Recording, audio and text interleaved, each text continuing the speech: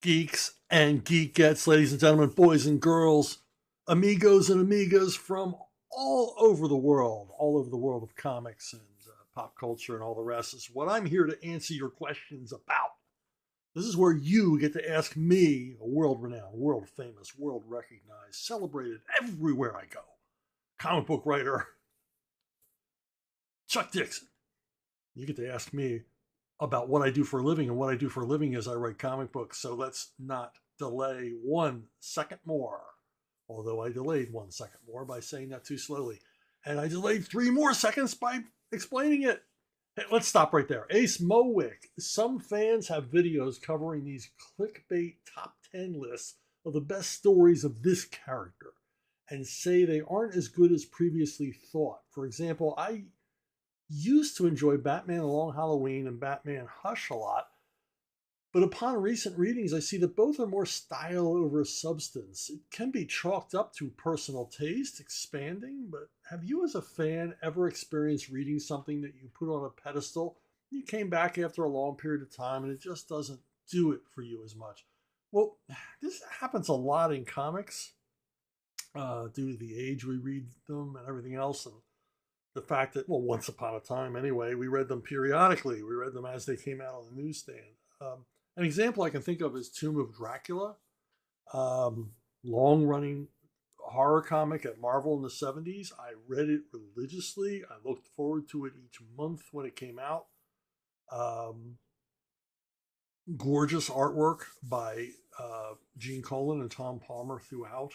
And, you know, I went back and tried to reread it recently and wasn't as impressed. I think it was fun to read this as in its serialized form and look forward to it, but each month. But when you read the stories in a row as like a continuing epic of arcs, it disappoints. The art doesn't disappoint, but the story kind of disappoints. Particularly toward the end of the run when I assume sales were flagging. And Stan said, make this more like a Marvel comic. Like ridiculous things like Silver Surfer started showing up in a comic book about Dracula. So, this happens. This happens. Some things, for me anyway, I mean, maybe if you were to read this fresh today, never heard of it, never read it before, maybe you'd enjoy it. And it's not to say that it's not well crafted and well written and everything else. It just lacked the zing that I felt it had when I was reading it periodically. And, these things happen. I can also say the same, and poor Tom Palmer, I can also say the same for John Buscema's Avengers run, which I just, again, another comic I followed religiously and read every month and enjoyed. And I look back and it's good enough superhero stuff, but and I can see why I enjoyed it at the time, but it just doesn't hold up reading it story after story after story. There's this sense here, as there are in many comics, that the stories are just kind of spinning their wheels, just sort of drama for drama's sake. There's nothing organic about the stories. And that's what I gotta say. Now, this isn't always the case. I've gone back recently because of the beautiful Taschen reprints of the Spider-Man Ditko run, and I reread them. I loved these as a kid. These are an enormous influence on my comic book writing to this day, and I saw things to marvel at, things that I didn't see before, things that when I read them as a kid and I enjoyed them sort of instinctually, I can see now why I enjoyed it. I can see now the mechanics, the workings behind the scenes as Ditko constructed these stories, and then Stan Lee applied dialogue to them and everything else. So I gotta say, Spider-Man, the Ditko run held up for me. And there's no run in comics that I hold in higher esteem than the Spider-Man run. So if I was going to look back on a series I enjoyed in its original form, or I enjoyed when I was younger, and find it failed to meet my expectations, this would have been the one. This would have been one because I hold it on, in such high esteem, as I said. But it didn't. It still fascinates me. The creative process visible, in this as Steve and Stan capture lightning in a bottle here. As far as Long Halloween and Hush, well, anyway, let's move on. Comics 616. My question is about the fight in two-part between Frenchie and Killer Shrike, Mark Spector, Moon Knight, 10 through 11, and number 34. Do you remember what your intention by breaking Frenchie's legs and to bringing him close to amputation? To show the dangerousness of Killer Shrike and add thickness to acts of vengeance? To show Frenchie was too confident and make Mark feel guilty? Put him aside temporarily to introduce the pilot Montana. Acts of Vengeance was a cross-company deal, and every comic in the Marvel Universe had to address Acts of Vengeance in the same month. And basically, it was a change partners and dance hero-villain thing. The point of it was the heroes were to meet villains they had never encountered before. That's a cool company-wide crossover because it's completely open to interpretation. It's an utterly high concept. And you just pick the 3 bad guys you want off the list and they give them to you. I chose rather late, so I ended up with these 3 characters. No regrets. I think I did a good job. Infamously for me, this is the issue 10 of Moon Knight is the one that got me in trouble with Mark Grunwald, as I have explained in other podcasts. But it was fun to write. But I really like Killer Shrike as a bad guy because he's a really bad guy. He's really dangerous. He's always been presented that way, and I wanted to add some resonance to that. So I have him cause the moon copter to crash, and Frenchie's legs are injured, and he is near death at the end of the issue. And in fact, it's left in question at the end of issue 10 if he's still alive. Now in issue 11. Frenchie is still, non-compos mentis or hors de combat. So he can't be flying Moon Knight around. And of course, Moon Knight has to be flown around in some sort of conveyance, be it the moon copter, which is now crashed and ruined, or whatever. So in this African adventure, which begins in issue 11, he basically hires, because Mark Spector was a mercenary, he hires a mercenary helicopter pilot named Montana. And he's a, American guy where he flies around in a helicopter, wears a cowboy hat and all that stuff. And I needed a replacement for Frenchie. I needed a replacement vehicle. I mean, I didn't have any long range plans for Montana or anything else. I just thought he's kind of an interesting character. He's kind of cool. Stick him in the story. Now, why did I break Frenchie's legs? Exactly for the reason you said, because it sort of raises Killer Shrike's street cred that he almost kills a character. It adds a frisson of authenticity to the story, and makes it, to my mind, more impactful, and also gave me some ongoing problems for Moon Knight logistically to have to deal with. In other words, how am I going to get to places without the mooncopter and without my pilot Frenchie? And gave me subplots to deal with. I mean, these are all things you have to think about. And really, this is my first monthly superhero book that I'm working on, that I'm like committed to. I wrote it for 2 years, and I'm on the book. I'm expected to keep the sales up, expected to keep the readers interested. So I'm thinking long term.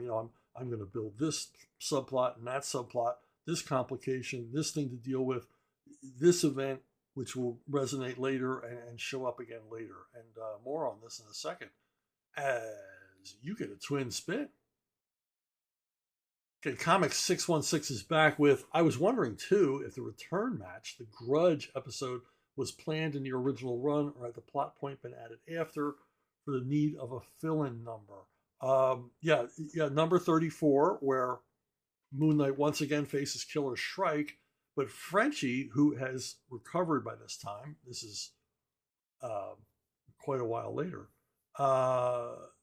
it seems to me it's a perfect time. Now, this is after my run, but I think this was a great idea to have a grudge match between Frenchie and Moon Knight and Killer Shrike, because so Frenchie's his own man, and he's going to go up against him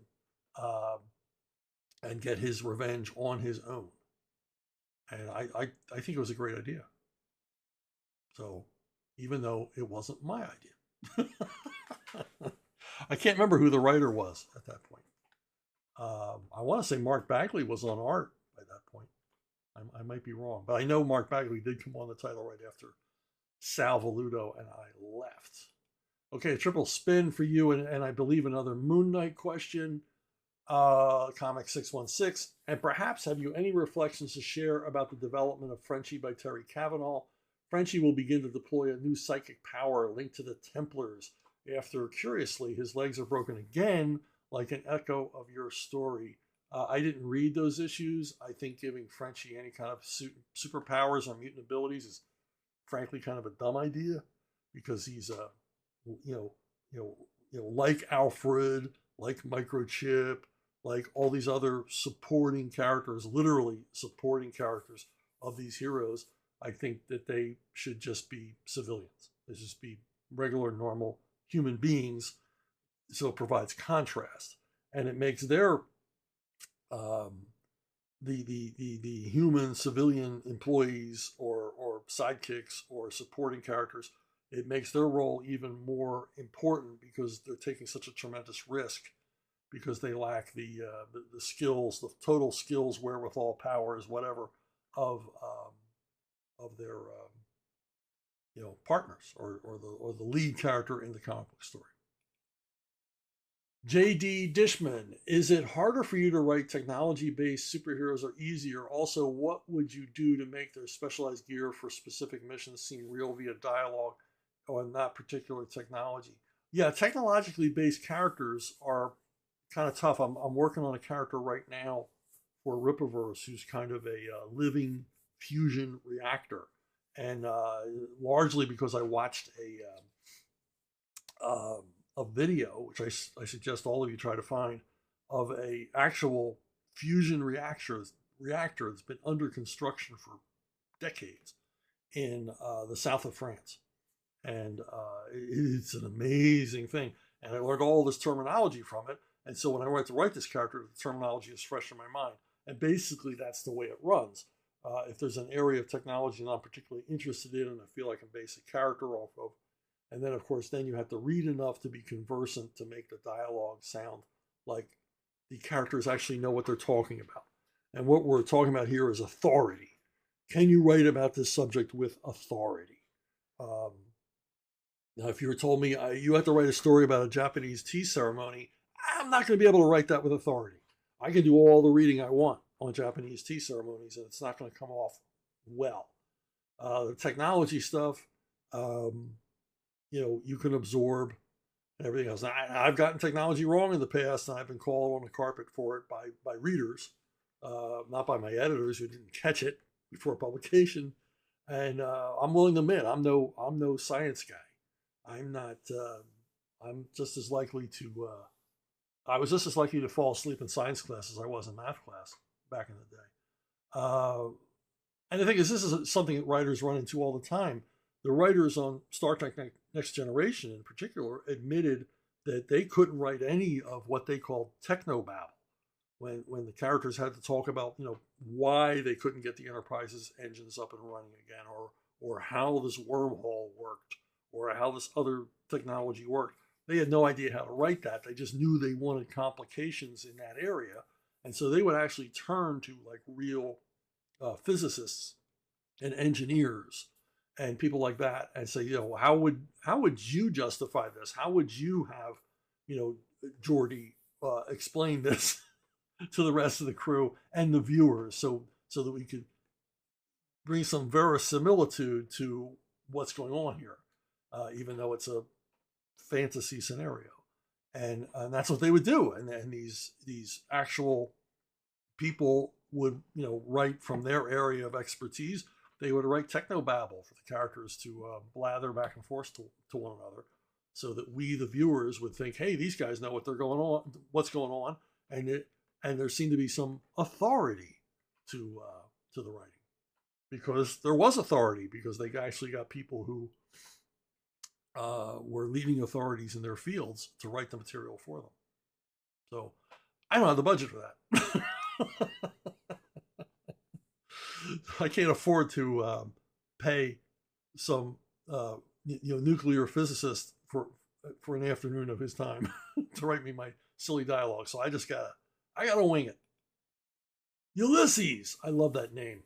I have a question about epilogues. I understand that an epilogue in books or comics is meant to be a wrap up to the story, but my question is, why label it as such? Why not just add the scene as the last chapter in a book, or last page, or pages of a comic, without adding a headline that says epilogue? Is the writer or editor worried the readers can't tell what the scene is as they read it? Yeah, I mean, I try to stay away from prologues and epilogues because they're rather pretentious. I think when I first started writing, I wrote a few.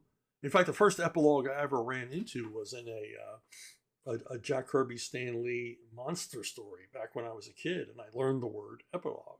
And I used it once in conversation with my sisters and some of their boyfriends who were, they were all older than me. And one of them said, "You know what an epilogue is?" Because I was like 7. So, but I never use prologues and epilogues. Now I do use epilogues, but like as you said, I will just label them as the final chapter. Levon's trade ends in a rather poignant epilogue, but I just make it the last chapter. And often in my Levon Cade series, I will, because Levon Cade is he's acting as a singular individual. A lot of times he doesn't do any follow-up, to the horrific events that he's just participated in. And so often I will end sometimes with a newspaper clipping. My final chapter will just be a clipping from a newspaper that covers in, vague journalistic cliches what we just saw. And a lot of times I quite frankly use those news clippings for humor, because you've just seen the bloodbath that Levon has been a part of. And then the newspaper clipping is so, lukewarm, milquetoast description of what we just saw that I feel it provides some, if not humor, at least irony. And so I will do that, but I won't label it an epilogue because it just seems so hoity-toity literary. It also seems like you're afraid of your own ending, so you're going to get some distance from. I'm not real sure about the ending of the story, so I'm going to give myself some distance by calling it epilogue. Same thing for the prologue. Like, I don't know how to begin this story, so I'm going to write this prologue and sort of soften the reader up for chapter 1. I don't believe in that. Just get into the story and tell it. When the story's over, get out. Jack Elmy, the great Jack Elmy. After listening to your latest Ask Chuck Dixon episode, I couldn't resist sharing with you the most egregious info dump I've come across from Kazar number 5, September 1974. Enjoy. Yeah. The info dump, which someone, info dump or intro dump, which someone asked about in the previous episode. This is bad. This is a great example. Kazar is being set upon by Neanderthals, some kind of brutish big guys, and he's fighting them. And while he's fighting them, he reviews his own origin. This is why I don't like 70s superhero comics for the most part. It was like, you got paid to write this? No. It's just awful. There's nothing cinematic here about the storytelling. This is not comics. This is just a picture with a bunch of information jammed into it. I mean, we're supposed to believe. I mean, I like to think that when you're reading a comic, when I'm writing a comic, I'm in control of the time.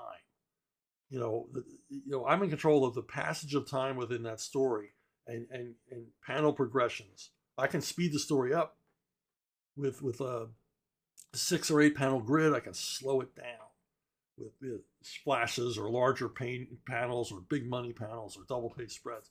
And in my mind, I'm doing that. I'm slowing you down. I'm speeding you up. And this just stops the story dead. I mean, we're supposed to believe that Kazar's spouting all this stuff while fighting these guys. First of all, they're not interested.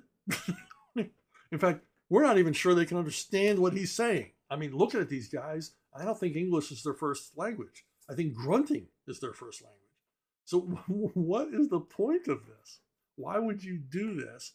And largely it's because there was an active resistance at Marvel, particularly in the 70s, not so much at DC. There was an active resistance against cinematic storytelling in comics. In other words, everything we learned from Will Elder and Harvey Kurtzman and Carl Barks and John Stanley and Milton Caniff, we're just going to throw that out the window. Forget about that. Those guys didn't know what they were doing. We're just going to have our characters yak, yak, yak, yak, and we're going to write the story whatever way is convenient for us, and the artist is going to have to figure it out. And God knows what this plot line looked like when the artist got it. I'm sure it didn't. Well, whatever. I can't imagine. Can't imagine what it looked like. Ian Cordera, I hope I'm saying your name right. Cordera? Okay. I just got my new copy of DC versus Marvel Omnibus. I read your Punisher and Batman story, full of cool history here. What is your take on the different stories DC versus Marvel had, and what other team-up ideas would you write if you could? Well, you know, I've spoken a few times about how the Spider-Man, Superman team-up between Marvel and DC in the 70s basically saved both companies from ruin, because their sales were so low they had to do something. So they both got together and thought, well, we're both in the same boat here. We're both sinking. Let's bail out together. And they came up with this team-up idea, which benefited both companies. And more importantly, I'm sorry if I stress this too much, more importantly is they knew it had to be a really good story. The art had to be top-notch. The story had to be top-notch. And if you read that team-up, it's awesome. It's a great story. It's great, and it is included in this omnibus. Some of the others later were questionable. You know, they were well done. But, you know, Wonder Woman, Hulk, you know, because they were both on TV. You know, Batman, Hulk, because Hulk was big on TV. Some of them didn't quite make as much sense. Batman, Hulk makes no sense whatsoever. And they did the best they could. But largely, you know, these things are fun. They're fun because you want to see these characters meeting each other. I particularly like the Spider-Man Batman that Graham got to do, because Graham was like a kid at Christmas when he got to do it. He's like, I'm gonna do my Johnny Romita Spider-Man. And he was all excited and did a terrific job on it. So yeah, these are fun. I love a crossover. What can I say? I dig a crossover. And this omnibus has them all. It has those John Byrne ones, Captain America, Batman, all that. So this is a big fun read of mostly terrific stories. Seriously. If I were to have my druthers, I picked some oddballs. Sergeant Rock and Sergeant Fury. What if they met? To my mind, Sergeant Fury and the Howling Commandos would not survive a day with Easy Company. And Sergeant Rock's and Sergeant Fury's leadership skills would clash to a tremendous degree. And just the idea of Bulldozer meeting Dum Dum Dugan would be fun. That'd be a fun couple of pages. Another one which would be irresistible: Doctor Strange and the Demon, and of course you got to have Clary and the Witch Boy in that one. I mean, this would be a hell of a story, meeting, you know, one of Ditko's iconic characters and one of Kirby's iconic characters together in one story. Would be awesome. I can see it now. In an alternate universe, me and Frank Fosco are already working on this. Drew North, what is your preferred way to experiencing a comic? I know there's this whole way of thinking that single floppies are really the only way to go, but within the last 5 years or so, collected editions have really taken off in popularity due to them reprinting material that has become out of reach due to exorbitant prices through the third market. And it's more space efficient on bookshelf rather than having a long box laying around. Less smelly too. For some people, they prefer the remastered art, but there are those purists who prefer the original presentation in its original format. Your thoughts on such a debate?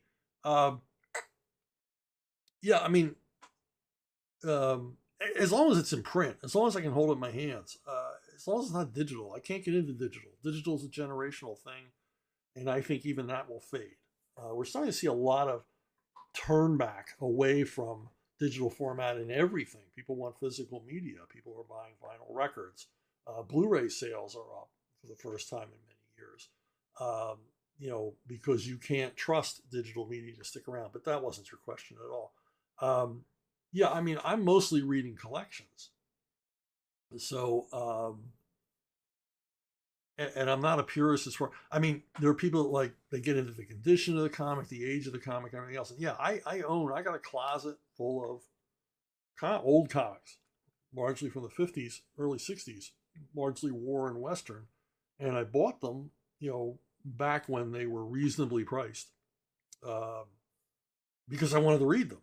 They were a little more, like, I bought, copies of comics that were, printed before I was born, at prices not that much higher than cover price back in the 80s, early 90s, before, comic book prices exploded. And I bought the first appearance of the Haunted Tank in GI Combat for $1.75.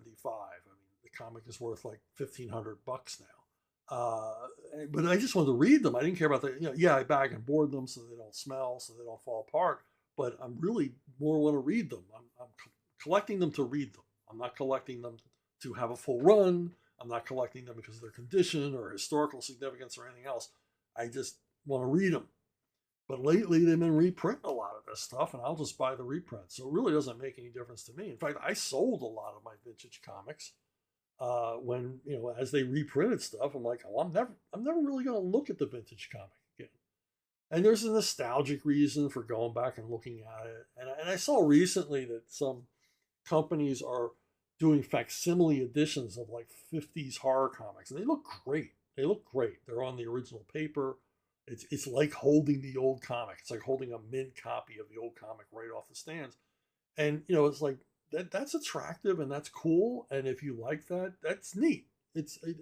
I was tempted to buy them myself, except I have all of those stories in hardcover and paperback collections. So I don't want to keep rebuying the same comics over and over again. So yeah, in its purest form back in the day when millions of kids and young adults were reading comics, yeah, it was fun. You were part of a thing, that you were going to the newsstand, you were going to the drugstore, and you were buying that comic every month and reading it in that format. And that was cool. But it doesn't matter. I just want to see the artwork, and especially when they restore it, because let's face it, with the crappy paper that comics were published on back in the day, you lost a lot of the color, you lost a lot of especially line clarity on the inking, things like that. I mean, comics were pretty poorly printed for the most part, outside of Dell Comics. Dell Comics were always well printed, well done, colors always in register. But Marvel, especially Charlton, the quality varied. DC did pretty good. It's weird because DC and Marvel were going to the same printer, same press, but Marvel always came off, tail end Charlie on print quality. And I think that's largely because Marvel was always handing their stuff in so late to the printer. a Marvel tradition, a proud Marvel tradition of decades of going to the printer late, showing up just on time. So there you go. Yeah, there's my opinion. As I went off on a million tangents there, but you folks say you like that. Joshua Ignatowski, when watching media that's not in English, do you prefer it to be captioned or that it be dubbed? I'm a dubbing. I hate dubbing. I mean, the spaghetti western is okay because I'm used to it and it's kind of a thing. And in Italy, they didn't do live sound anyway. Everything is dubbed. Even an Italian movie in Italian back then was dubbed. But I like the subtitles. I want to hear that actor's voice. I want to hear Alain Delon's voice. I want to hear Isabel Herrera's voice. I want to hear Paul Belmondo's voice. I don't want to hear some guy doing a faux French accent instead. So I like the subtitles, and I find the subtitles are generally more accurate to the dialogue than dubbing, and it goes for any. I mean, Hong Kong films, French films, Italian films, whatever. I would much prefer to read the subtitles than hear, especially bad dubbing.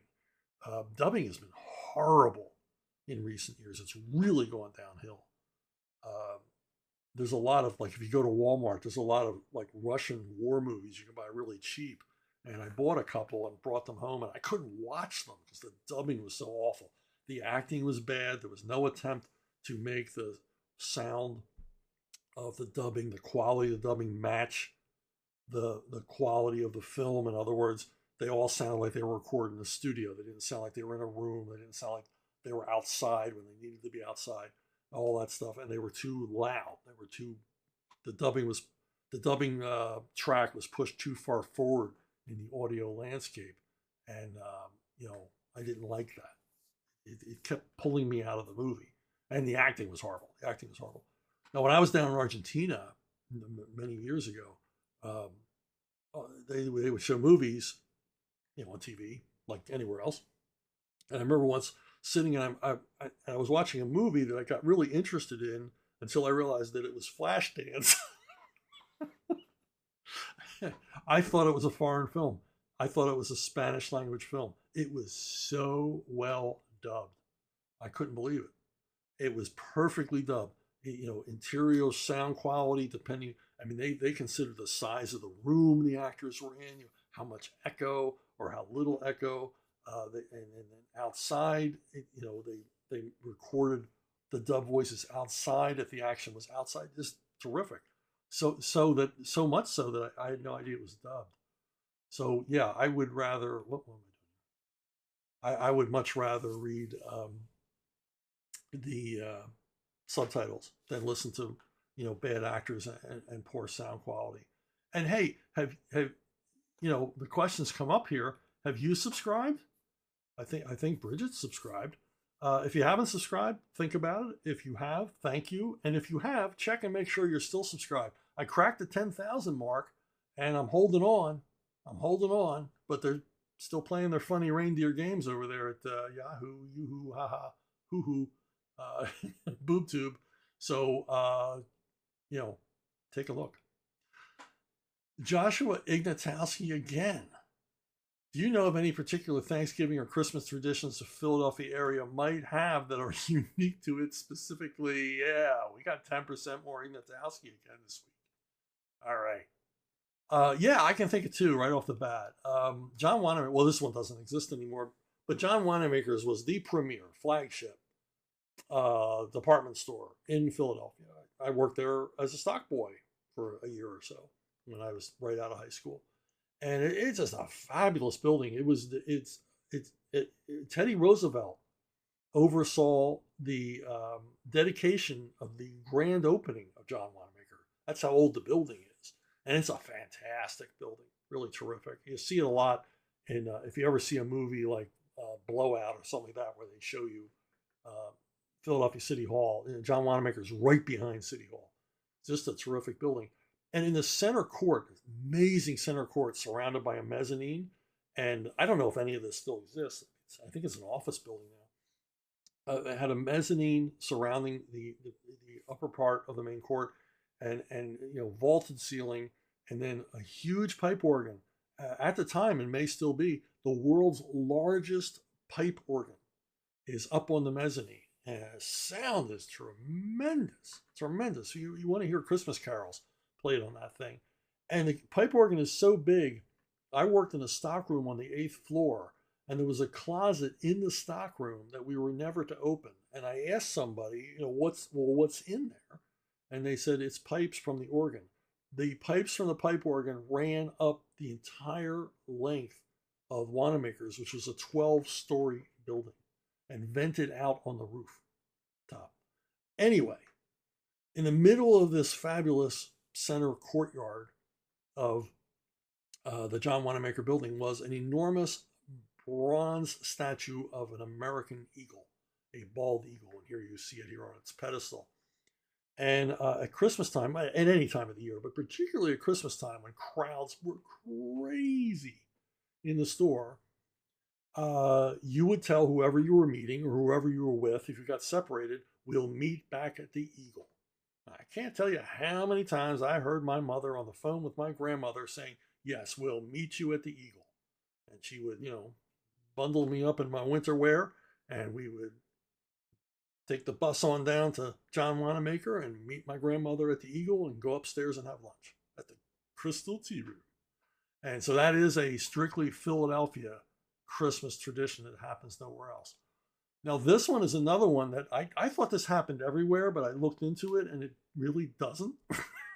This is more of a wintertime tradition in Pennsylvania, in Philadelphia, and generally a South Philadelphia tradition, which is if you shoveled out your parking space, you put a lawn chair or whatever out there, and that's your parking space, and nobody better park there. South Philadelphia, the history of South Philadelphia can be told through the violation of parking laws and parking. Parking is, I assume, to this day, a problem in South Philadelphia. It always has been a problem. The parking is insane. There's just not enough parking spaces for the houses of people that live there. And if you ever go down South Broad Street and you see cars parked on the median, which it's illegal to park, but at least it was back in my day. It was illegal to park there, but the city just sort of turned a blind eye because there's nowhere else to put these damn cars. And this is back when most families only had one car. I can't imagine what it's like today. But you would shovel out your parking space and you'd stick a lawn chair out there, and that meant this is mine. And it was worth your life, and I am not exaggerating, it was worth your life to move that lawn chair. Because, Vinny or Rocco or Tony would come down and you'd have to explain to them why you just moved the lawn chair, and to pull your Prius up to the curb. It was a dangerous enterprise to steal a man's. It was like cattle rustling or horse thieving in the Old West, is to steal a man's parking space. And anything that, if you did that, anything that happened to you next was justified. So there's your two Philadelphia Christmas traditions. Brandon Mosley, are there any plans to continue Winter World, or is that property tied up with IDW? The cliffhanger after Frozen Fleet raised a lot of questions and intrigue, and I'd love to see where that was going. Also, if Winter World were to be a movie or television series, who would you want to see cast for your main characters? When IDW, I think, still has the rights because I think I'm not sure. I'd have to look into that. It's because it's been a number of years. Now, rights revert to me after 5 years, according to the contract, publication rights. I mean, myself and Jorge Zafino's estate own it. We own all rights, but we licensed it to IDW for a period of, whatever. And rights revert to us if they haven't done anything with it in 5 years. I don't think they have. I mean, unless they have it on digital and they can claim digital as publication. They might be able to do that. Now, no one's more disappointed than I was. I wrote a 12th issue of Winter World. I was really excited about it because, as you say, it was a cliffhanger. And the cliffhanger, not to spoil it for anybody, was that Wynn and Scully, the two main characters in the story, are separated.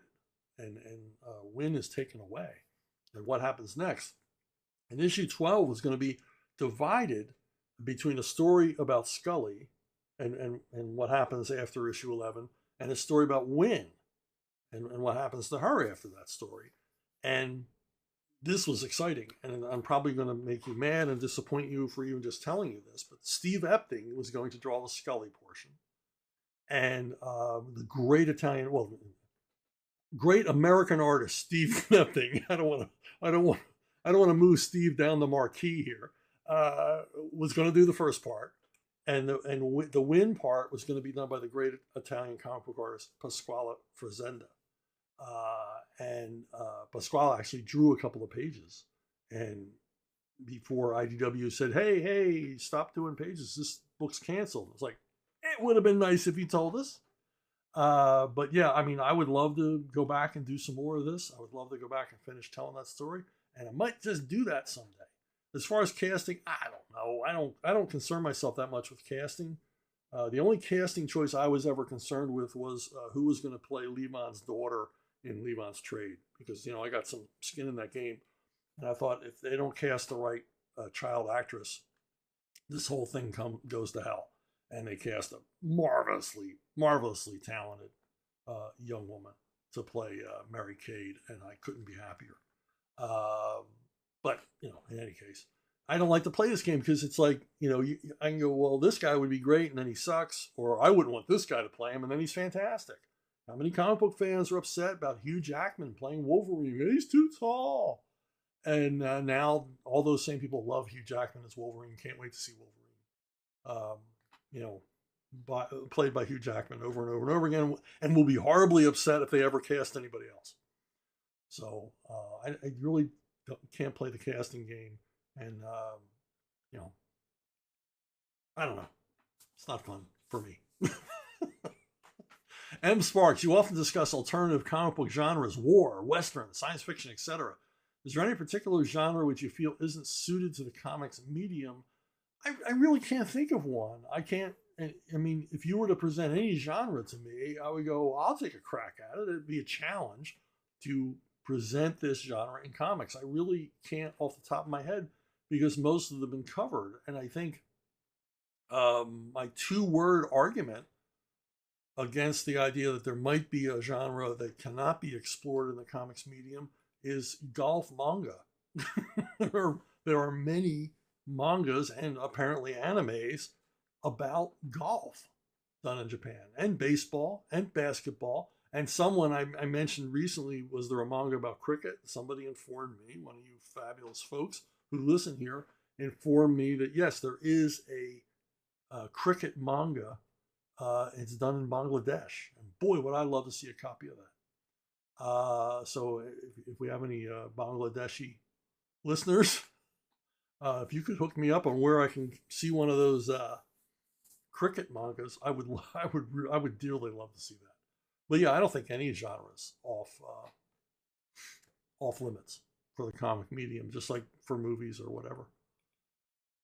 Gian Kurji, what is the worst time for superhero comics, the 90s or now? To me, it's clear that now is way worse off than the 90s. I see a lot of channels who still like the current Marvel content over attacking the 90s from time to time, overcompensating.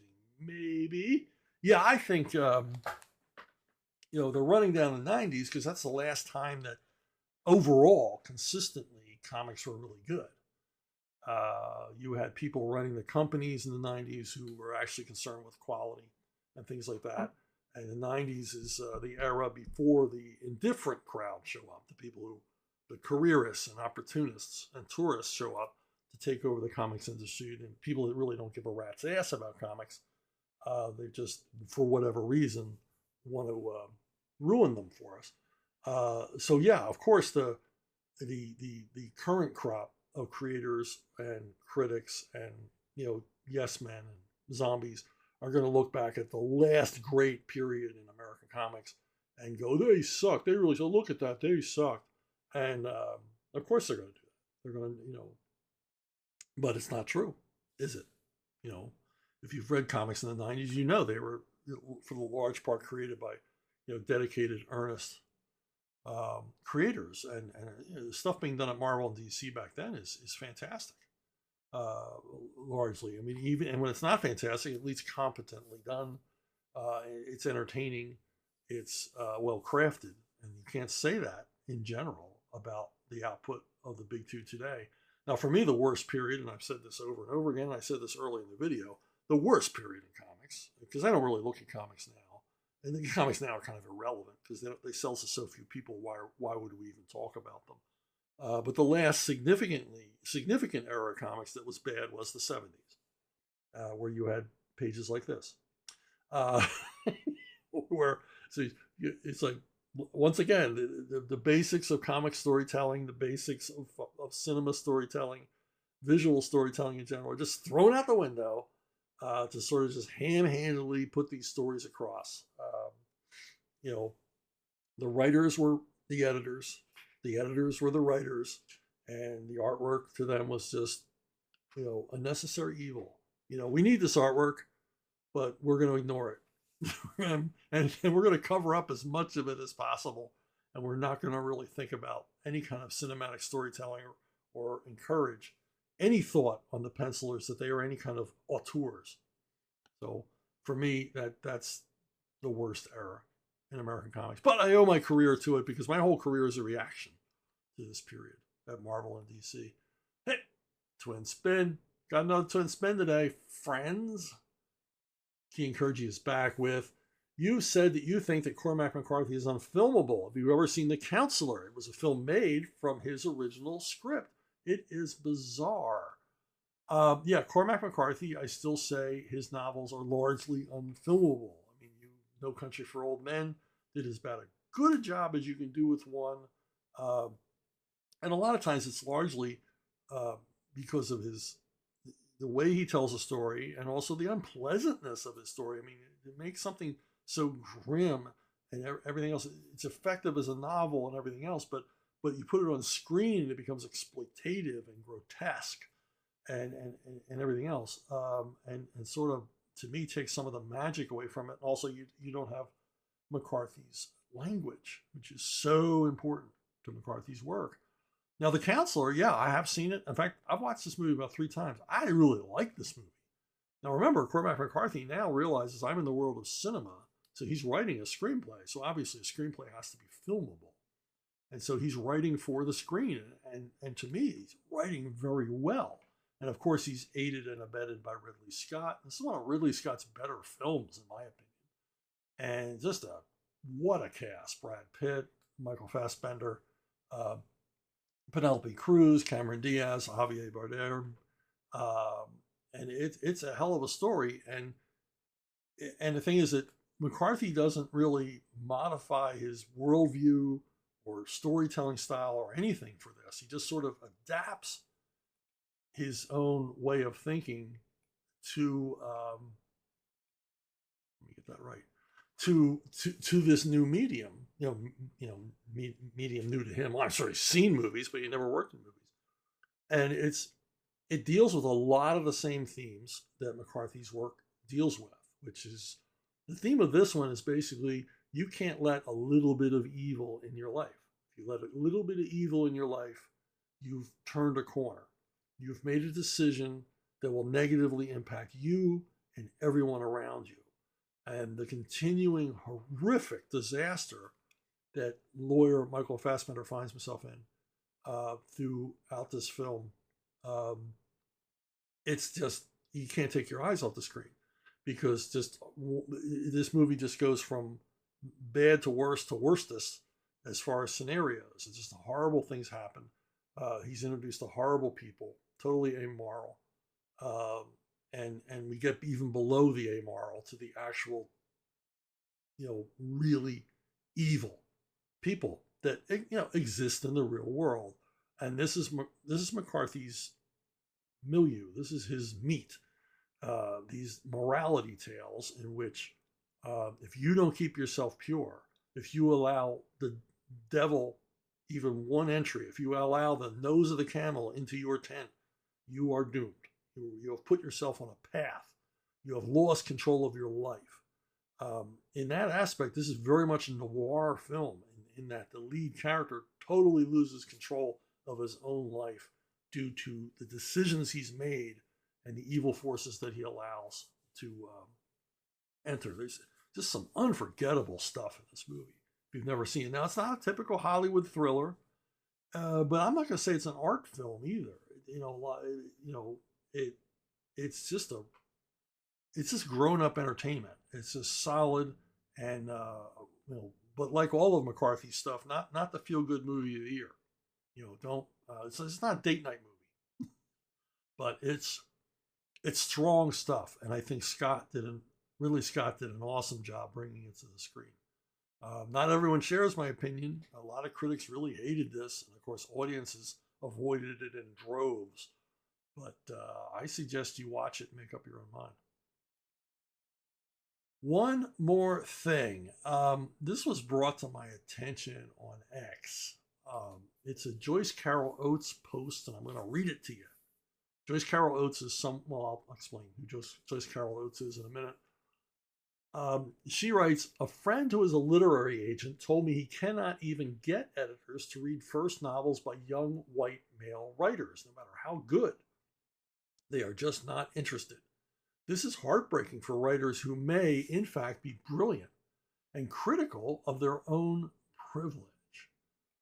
Now, Joyce Carol Oates is a literary lion, whether you like her writing or you don't like her writing. She's highly influenced amongst the literati in book publishing, has been for decades.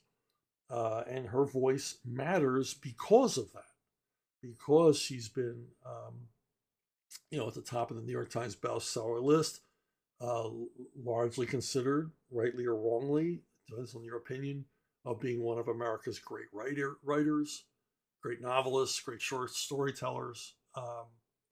And so you think people are going to have to listen to her when she says that she knows, and there's no reason to doubt her, and the evidence is there, that literary agents cannot place books by white male writers. And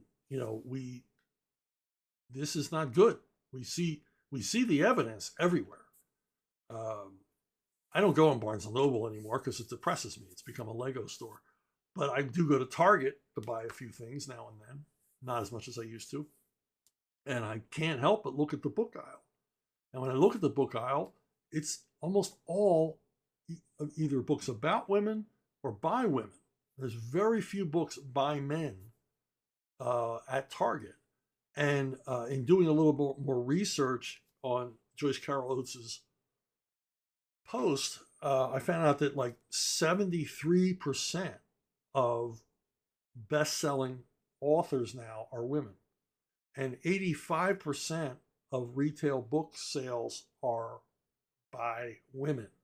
Now I realize I'm no dummy. I've been around a while in publishing, and I realize that women read more books than men. They read more fiction than men read. This wasn't always true. It's true now. But what's the cause of that? That decline in male readership? Is it because there's not many books for men? Just like men attend university and college in smaller numbers than women because men don't feel welcome in the university life anymore. Why would they? I think the same has happened with men. Why would you go into the book department when you know there's nothing there for you? I don't know where men go to find books now. There's no, paperback racks. There's no, the old paperback stores. Even at the drugstore, the paperback rack it's like one shelf. And again, mostly female writers. So have they chased this demographic away? And, this is all DEI. This is all within recent years, because you had big selling authors that wrote for men and women. I mean, women read, thrillers too. But it's just like this whole domination of female authors is because apparently white male authors aren't accepted.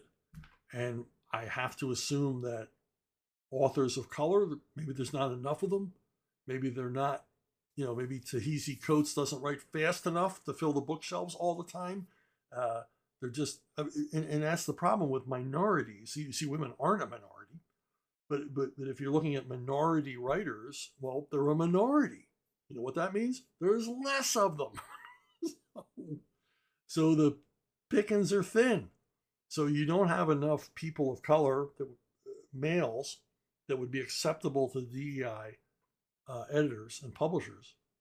And so you're accepting largely books by females. And, in their mind, the best choice is a female of color.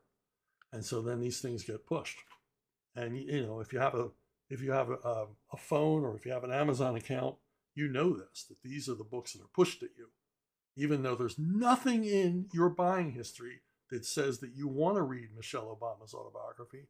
You're going to see Michelle Obama's autobiography every time you turn on your phone or every time you turn on your Kindle. or every time you go to Amazon. And it's because this is the world now. It's not a market-driven environment anymore. They're telling you what they want you to read, who they want you to read, and they're choosing the material that you're going to read. Which is why I think there's been a boom recently, an uptick in sales at independent booksellers and used booksellers. I go to my local, little cubbyhole paperback used bookstore, and middle of a weekday, there's a crowd in there buying books. And you go to Barnes & Noble, and there's a couple of, hipsters sipping latte while they leaf through the latest GQ, and that's it. It's a ghost town at the same time. So I think it's like every other business, they're ignoring the market. Comics, films, the automobile industry, they're ignoring the market. They're saying, we don't care what you want. This is what we're going to offer you. And if you don't take it, there's something wrong with you. But moving away from white authors, white male authors, is this the latest in a sort of shrinking, an erosion, a decline, whatever you want to call it, demonization, I think I just made up a word, of the publishing industry. Back in the early 60s, Gene Shepard did a whole radio show on this subject, not this particular subject, but its subject more generally. I listened to Gene Shepard radio shows from the late 50s, early 60s. You should too. You can find them on Internet Archive. Gene Shepard famously wrote A Christmas Story. You'll put your eye out, that movie. But he was a radio personality in New York for many, many, many years. And he had an hour-long radio show every night on WOR in which he would just ramble on, much like I'm doing now, on whatever subject came to his mind. He would tell these fantastic stories or give his opinion of the news of the day. And some of the best episodes are his views on culture. And just as an aside, he did an episode riding in a bus down to Washington with members of a black church to watch Martin Luther King's I Have a Dream speech in Washington, D.C. You have to hear that episode. It is such a snapshot of history. It'll tell you things the media would never tell you. It's just this honest, moving reminiscence. He reminisced about the day after it happened. Basically, it's a reportage, to use a fancier word, about that day and the events of that day seen by an eyewitness and seen by someone who's somewhat of an outsider. And just a fascinating. Anyway, back to Shep talking about publishing. And he did a whole hour on how publishing had shrunk down to New York City. Now prior to the 1950s, there were publishers all over the country. You had publishers in Chicago, you had publishers in Boston, Kansas City, but by the early 60s, everything has shrunk down to New York. And Shepard's thing is that was the downfall of American literature, because once upon a time, you could write a novel about the Deep South. You could write a novel about the Midwest. You could write a novel about the Northwest. You could write about farming. You could write about cattle ranching. You could write about, working in a factory in Chicago. You could write about, building cars in Detroit. You write novels about these things. Being a shrimp boat captain, out of Galveston, Texas. You could write about these things. But as New York began to dominate the publishing field, the New York literary crowd took over. And they thought that, the readership only wanted to hear their viewpoints, their cosmopolitan New York, Northeastern opinions. And authors who were writing about other parts of the country, because they were from other parts of the country, and novels that, dealt with their experiences in life, weren't wanted anymore. They thought the reading public doesn't want to read about, somebody riding the rails from Natchez to Mobile anymore. They don't want to read those stories, and so they began to just shrink it down. And then the only way you could write about places outside of New York is if you were writing genre fiction, science fiction, horror, or detective stories or westerns. And of course, the literary crowd just looked down upon that's just trash. We don't care about that. We don't care about. But real literature has to be written by people who went to Yale, who went to Harvard, who went to Columbia, who live in New York, who live in Manhattan, who live at the right address. Not Brooklyn, not the Bronx. We don't want to hear from them. Just people within our circle. And these are the only people that matter. And they became the gatekeepers. Every publisher is a gatekeeper, but these became the gatekeepers with a very, very narrow gate. You had to be Truman Capote or you weren't getting through that gate. You couldn't be Bret Hart. You couldn't be William Faulkner. You couldn't be these guys who wrote about other parts of the country, John Steinbeck, people like that. You couldn't be that. Joyce Carol Oates is one of these. She's a New Yorker, or she's part of the I don't know where she's from originally, but she's part of the New York crowd. And you see this if you look at the bestseller list, as Shep did, of the time. New York Times bestseller list is dominated by people who write only the stuff that the New York literary crowd approved of. And what happens is book sales collapse.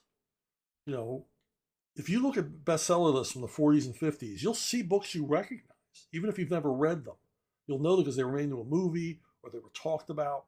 And these were considered literature, but were bestsellers because the reading public wanted to be challenged. They wanted to read about other parts of the country, other parts of the world. They wanted to read these things. And so you had books that actually were significant, not because critics said they were significant, but because they had an impact on the culture, because they were great books, they were well written, and they eternally survive until Lord of the Rings, Ernest Hemingway, anything like that. These, and they weren't genre. Well, Lord of the Rings is, but they weren't genre fiction necessarily. You didn't see genre fiction on the New York Times bestseller list. You look at the New York Times bestseller list today, it's all genre fiction. It's all genre fiction because the American literature, popular literature, it's over. That day is over. Why? Because they shrunk the market. Now they're shrinking the market even further down to women, and then hopefully women of color. And how are they going to shrink it down even further? Well, we can see that. Women of color who are gay. What's next? Women of color who shave their head. Women of color who drive Toyota Celicas. All the books have to be by them. And you're shrinking it down and you're leaving the audience behind. You're ignoring market forces. And this is the reason why we are where we are today. And what Joyce Carol Oates points out is, she's kind of calling the fire department after the house is already burnt down. It's way too late to be considering this stuff. She was a part of this movement to restrict or constrict the flow of talent into publishing. And now we're all paying the price for it. But on to happier days. If you have a question, suggestion, whatever, send it to brunobookstore@gmail.com, brunobookstore@gmail.com. My offer still stands. If you send some money to St. Jude's, I will send you free comic book scripts. A few of you have taken advantage of this, but not near enough. You go to St. Jude's, Google it, St. Jude's Children's Hospital, and if you give them a little money, give them $1, give them $5. One of you gave them $500. What a stud. Okay, I gave him a lot of scripts, and I will send you scripts, but you got to go to brunobookstore.com, brunobookstore at gmail.com, and let me know, hey, I threw a few bucks to help kids live, to help kids survive cancer. Can you send me a couple of Batman scripts? And I will do it without fail. That's it for me this week. I'm anxious to see how long this one ran. I think this one ran a little long. But that's it for me this week. Thanks for listening. Thanks for watching. Thanks for subscribing and liking. And thanks for giving to St. Jude's if you have done that. And I will see all of you